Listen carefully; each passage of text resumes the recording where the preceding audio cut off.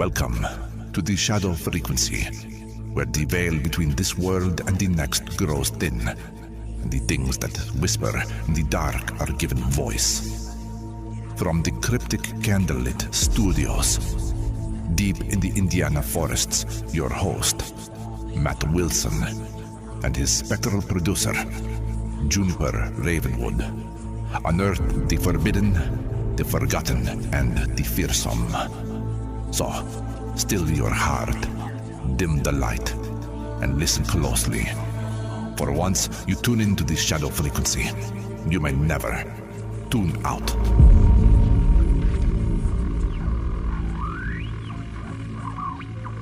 Good evening and welcome back to the Shadow Frequency. I'm Juniper, and tonight the lights feel a little lower than usual, like the room decided on its own that I wanted to keep a secret. It's one of those hours where the studio glass looks black as deep water and every little reflection in it feels half a second late. I don't know if it's the weather, the silence, or just the feeling in the air tonight, but something in here been waiting patiently to be asked the wrong question. And mounted just to my left, watching all of us with that ancient expression it always wears, the Oracle of Nineveh. Dark stone set to hammered bronze, worn ceremonial features, hollow eyes, carved edges like something chipped out of a temple wall and a burial chamber at the same time. Cuneiform marks circle the face in broken bands, and the whole thing looks old beyond reckoning, severe in a way that makes modern objects feel flimsy just by sharing the room with it.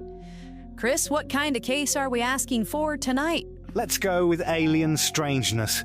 Alien strangeness, all right. That feels specific enough to be dangerous. Let's see what the Oracle makes of that. Very well. Let us wake the old thing. Again, must I be dragged upward for this? I had scarcely settled into silence before you began pawing at the dark like children in an attic. We're looking for alien strangest tonight. Chris made the call. Of course he did. Mortals always want the stars, the graves, all the lies between them. Very well, I consult the buried record. I read the ash of forgotten kingdoms.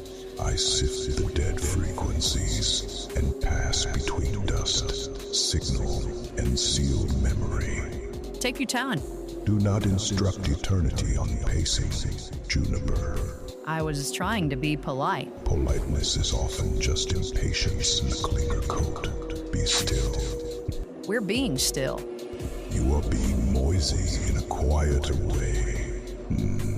There is desert in this thread. Military paper. Heat on metal. A fallen craft. A surviving mind. And a message that should have remained unspoken. What have you found? A matter worthy of disturbance. A crash in New Mexico. A witness who waited until the body was nearly done with her. A conversation without spoken language. Death not as an ending, but as an erasure. The thread bears a name. Death resets everything. The Roswell Alien Transcripts. That's a heavy one. You wake me for podcasts and ask for lightness. Okay, it's a fair point. See that you make something useful of it.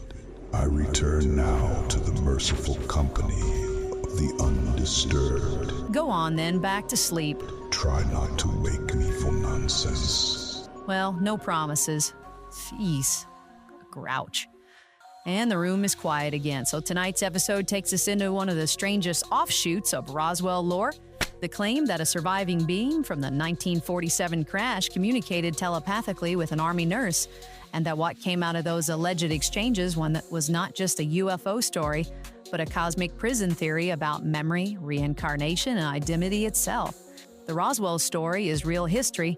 The MacElroy transcript material arrives decades later through Lawrence Spencer's 2008 book, which presents the account but also includes its own warning that the material cannot be authenticated. Chris, you asked for alien strangers. What do you think?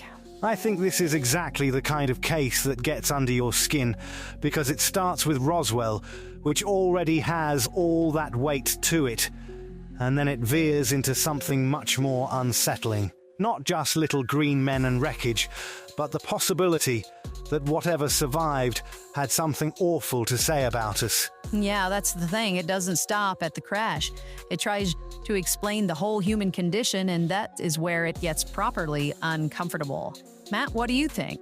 I think once you take Roswell and add a living witness or surviving entity and the idea of telepathic communication, you're not in ordinary UFO territory anymore. You're in revelation territory, and revelation stories are always the ones that leave the longest shadow. That is exactly where we're headed tonight. Matt, the record is yours. You are tuned to the shadow frequency, where every whisper tells a story from beyond the veil. Hosted by Matt Wilson. Produced by Juniper Ravenwood. With Chris Beach. The darkness continues. Thanks, June, and thanks for putting up with old Stoneface over there to get today's strange case. Jeez, what a grouch. Because this one feels like somebody took the most famous UFO event in American history and found a locked door buried behind it.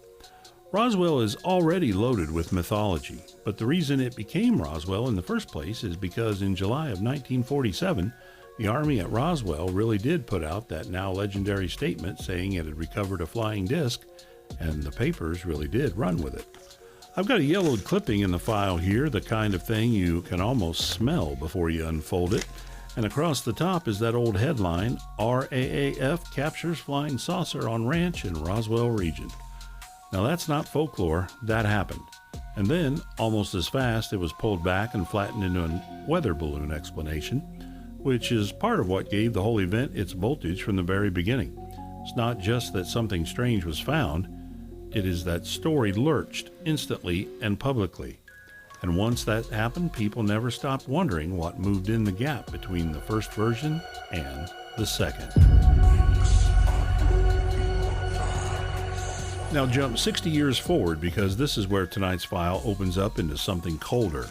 In Lawrence Spencer's telling, he receives a package in September of 2007 from a woman identifying herself as Matilda MacElroy, an alleged former Army Air Force nurse tied to Roswell. According to the material presented in Alien Interview, she was 83 years old, near the end of her life, and decided the story could not stay buried any longer. Spencer says the package contained handwritten notes, typed pages, and transcript material. But he also says something that makes the whole thing feel even stranger. He never met her in person, spoke with her only once by phone for about 20 minutes years earlier, and could not substantiate that she truly existed beyond that call, and the materials, he said, arrived in the mail. So the entire thing enters the world like a ghost enters a room, not by the front door, but by being noticed after it is already standing there. A claim with no clean chain of custody, no grand press conference, no official unveiling, just a package, a voice, and the feeling that somebody had waited until death was almost in the room before finally sending it. And what she allegedly sent was not some dry addendum about unusual debris. It was a story about a survivor.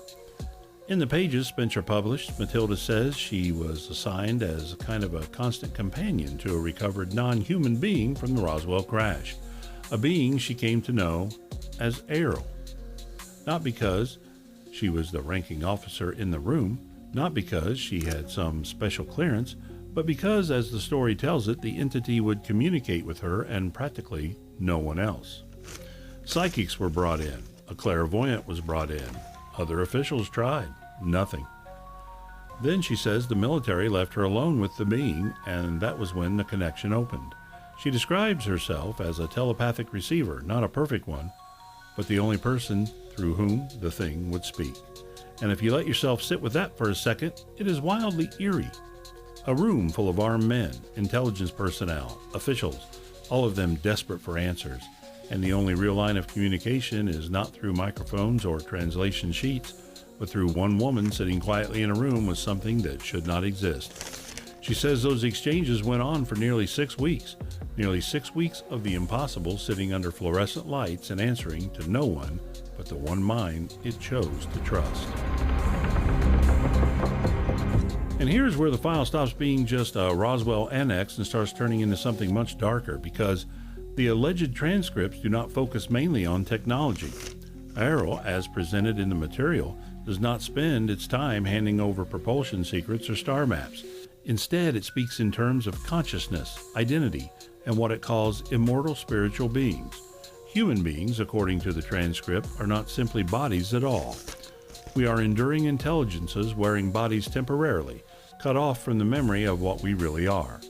Then the material steps deeper into the pit. Earth is described as a prison planet. Death is not release. Death is part of the mechanism. The being's explanation, as the text lays it out, is that once a body dies, the consciousness is captured, shocked, stripped of memory, fed false orientation, and sent back again. Rebirth, not as a spiritual progress, but as a containment. Amnesia, not as accident, but as policy. And now all of a sudden, Roswell is no longer a story about whether a craft came down in the desert. It becomes a story about whether one of the things inside that mystery looked at us and said, in essence, you have forgotten the bars because you have forgotten yourselves. That is why this story keeps crawling back into people's minds. Wreckage alone is intriguing. Bodies in the desert are terrifying. But a message like this is worse, because it plugs directly into the oldest fear there is. Not just that somebody is hiding the truth from you, but that you may be living inside a system designed to keep you from even remembering what truth is. And as I look down at this file, at these pages that came into public view decades after the original event, I think that may be why the Roswell Alien Transcripts hit so differently from most UFO add-ons. They do not just ask what crashed, they ask what survived, what it knew, and why its version of death sounds less like peace than a switch being flipped in a locked room somewhere just beyond the light. And if that was the message that came out alive, then the second half gets even stranger. That is the part that gets me, not the crash, the idea that the real horror may have been the explanation. Yeah, because now it's not just Roswell anymore. Now it's metaphysical quicksand, and once you step in it, you keep sinking. Exactly. In the second half, we get into what the transcripts actually say, what the file can and cannot support, and why this thing still has people staring at the ceiling at 2 a.m. Juniper, Chris, take it away. You call it death. We'll call it interruption. The signal remains, but the memory is stripped away.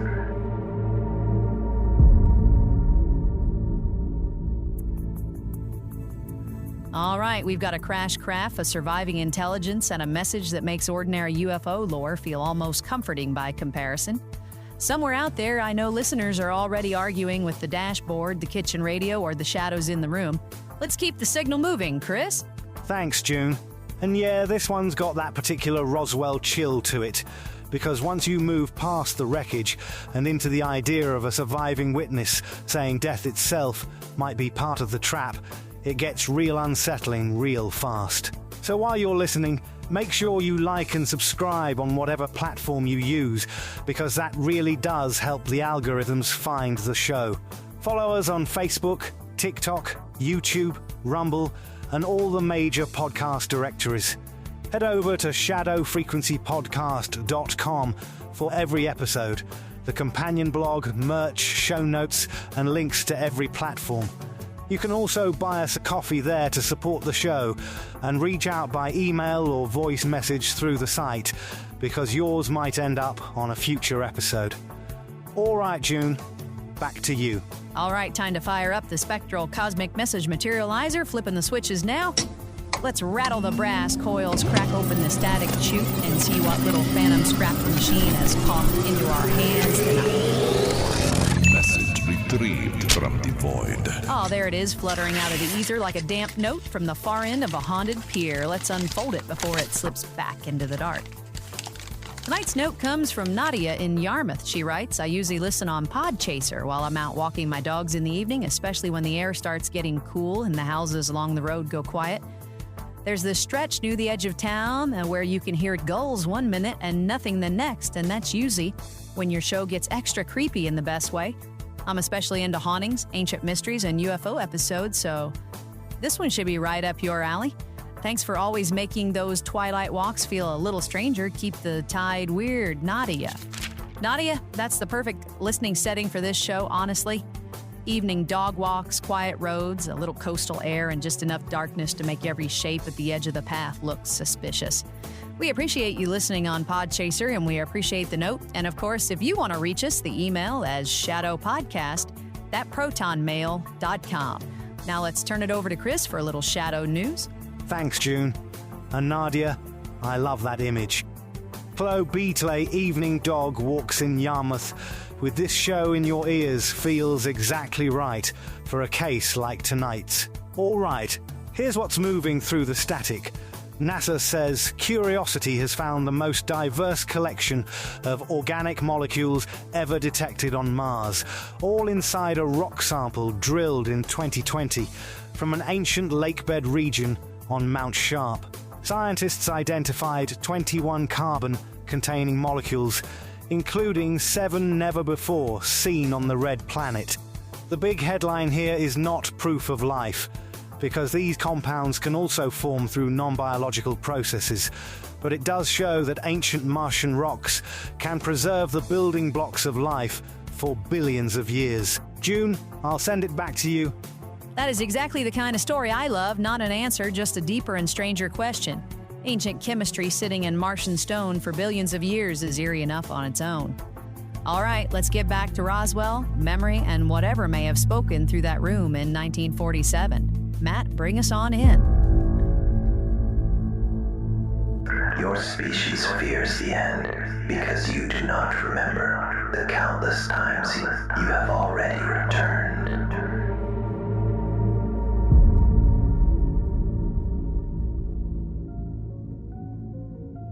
Thanks, June. And Nadia, evening dog walks in Yarmouth with a little haunted signal in your headphone sounds pretty ideal to me. And Chris, that Mars story fits tonight better than people might think because it's another reminder that the universe never seems to run out of ways to hint at life, memory, and hidden history. So let's get back into the file because once Matilda's alleged conversations with Errol got rolling, the thing stops sounding like an interrogation transcript and starts sounding like a forbidden cosmology. The being describes humanity as immortal consciousness trapped in biological forms, and it frames earthly existence as a system of confinement built on memory loss. In that telling, what people call the afterlife is not comfort but misdirection, a mechanism that catches identity after bodily death, wipes it, and cycles it back in again. That is the line that makes the title land so hard. Death resets everything, not destroys you, resets you. It is one of those concepts that immediately rearranges the room when you hear it, because it takes the oldest spiritual questions on Earth and drags them through the Roswell desert under military guard. I'm pulling another item from the file here, and this one matters. It's not a photo of wreckage, it's a witness sketch. It's the disclaimer page from Spencer's published Alien interview itself. And this is the one place tonight where I've got to give you the hard edge of it.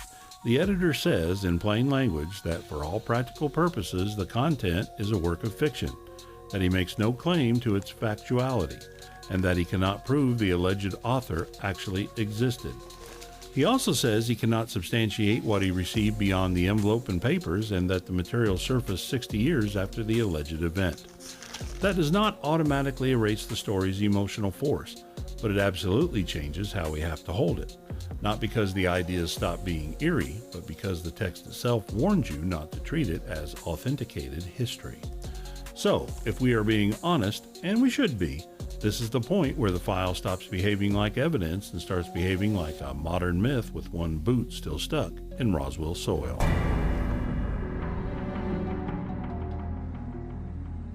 But here's why people don't just toss it aside and move on. The transcript is built out of ingredients that already had tremendous power long before Spencer ever published the book. Roswell already carried the original wound, a military claim, a retraction, and decades of suspicion about what really happened in New Mexico. Then the MacElroy material drops straight into that wound and says the secret was not just hardware, it was knowledge. Not only that someone may have survived, but that the survivor offered a worldview big enough to swallow religion, reincarnation, memory, punishment, and cosmic hierarchy all at once. That kind of narrative does not behave like a normal hoax tale. It behaves like scripture for people who suspect the official world is only a stage set. And once you understand that, you understand why the transcript endures.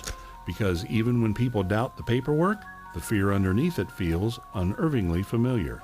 That modern life is confusion by design, that forgetting is built into the machinery, and that something out there may understand the trap better than we do. And Roswell itself has always been a magnet for that kind of amplification. The official Air Force position that emerged in the 1990s was that the recovered debris tied back to Project Mogul, and that later body stories were misremembered accounts folded together from later balloon dummy recoveries and other military incidents.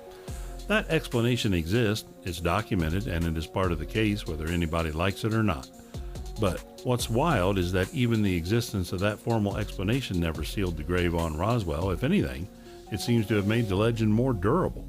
Once a story has passed through secrecy, denial, recovered memory, deathbed testimony, military paperwork, and spiritual terror, it becomes almost impossible to return it to a neat little box. So the MacElroy transcript attaches itself to a case that was already too culturally radioactive to die cleanly, and it feeds on everything Roswell has always done best: uncertainty, authority, and the suspicion that the public version is never the whole thing. So where does that leave us tonight? Somewhere I think the shadow frequency lives comfortably between the document and the dread. We can say the Roswell incident is historical fact in the sense that something was recovered, the Army made the flying disc claim, and the story changed immediately. We can say that the MacElroy material, as published by Spencer, is unverified and openly presented without authentication. And we can also say that the reason it lingers has nothing to do with flimsy little green men and everything to do with the possibility it dramatizes. That consciousness may outlive the body, that memory may be vulnerable, and that whatever happened at Roswell, someone somewhere believed the most terrifying part was not the crash in the desert, but the voice that came out of it with a theory of death that sounded less like mystery and more like machinery. And if even a fragment of that voice was real, then maybe the scariest thing about Roswell was never what fell from the sky at all, but what may still be waiting for us after the light. For me, that's the hook that stays. Not the debris field, not the cover story, the possibility that something looked at human life and saw a loop. Yeah, and even taking the disclaimer seriously, it still lands like a nightmare. Somebody wrote down after waking up, with too much of it still clinging to them. That may be one of the better ways to put it. A Roswell story that somehow ends up feeling like a prison hymn. Exactly. Whether it's testimony, allegory, or a modern myth built from older fears, it earns its place in the file because it takes the biggest UFO case in America and turns it into a question about the soul. Juniper, let's close it down. This world is not your origin. It is a chamber of forgetting, and each life is another sentence.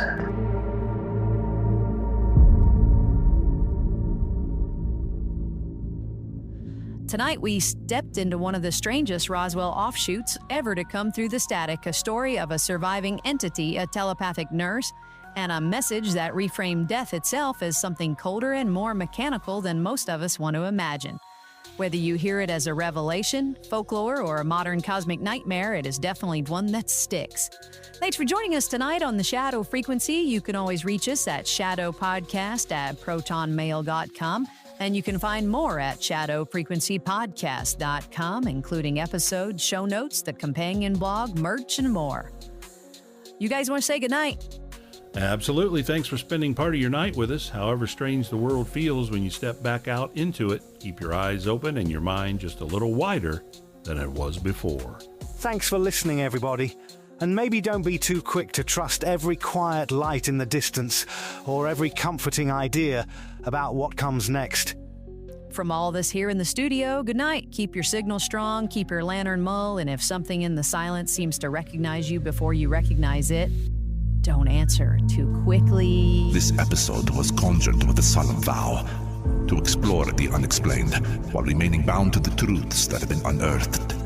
All interpretations are speculative, and offered only for your enlightenment and your entertainment.